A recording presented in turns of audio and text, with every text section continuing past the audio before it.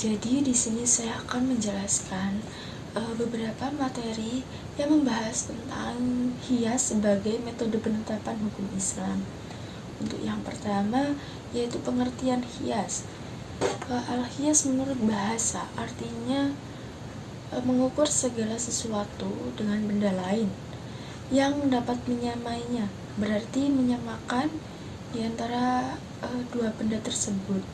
Terus pengertian lain dari hias yaitu cara menggunakan ra'yu untuk menggali hukum syar'ah dalam hal-hal di mana Al-Quran dan Sunnah tidak secara jelas menetapkan hukum. Terus pada dasarnya ada dua jenis penggunaan ra'yu. Yang pertama penggunaan ra'yu yang masih mengacu pada nas, dan yang kedua penggunaan ra'yu secara mandiri atau tanpa mengkaitkannya dengan nas. Bentuk pertama secara sederhana disebut hias. Terus hias pada masa Rasul, sahabat, dan tabi'in. Rasulullah SAW ada pada beberapa kejadian yang dihadapi olehnya dan belum diberi wahyu mengenai hukumnya, maka beliau mengambil dalil mengenai hukum tersebut dengan jalan atau cara hias. Perbuatan Rasulullah ini bersifat umum, merupakan bentuk syariat bagi umatnya karena tidak terdapat dalil yang mengkhususkannya. Maka dari itu mengkiaskan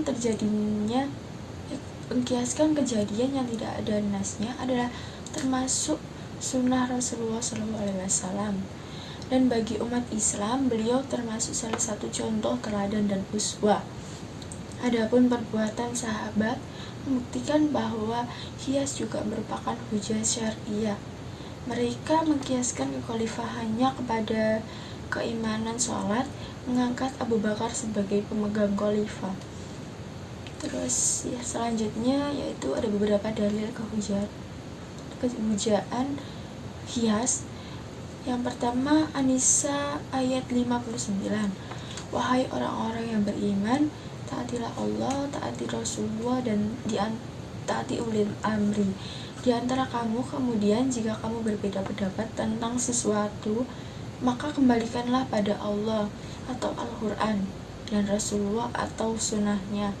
Jika kamu beriman kepada Allah dan hari kemudian, yang demikian itu lebih utama dan lebih baik akibatnya. Untuk yang kedua yaitu surat Yasin ayat 79.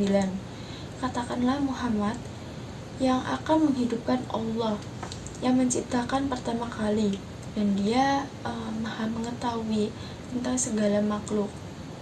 Kelompok yang menolak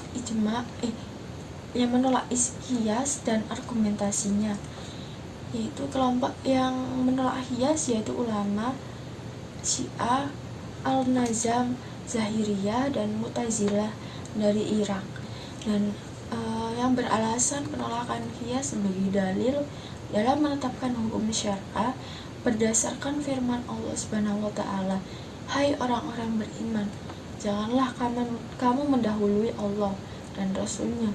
Berdasarkan ayat tersebut, mereka berpendapat bahwa larangan seorang untuk beramal dan sesuatu yang tidak ada dalam Al-Quran dan Sunnah Rasulullah dengan mempedomani hias merupakan sikap beramal dengan suatu di luar Al-Quran dan Sunnah Rasulullah.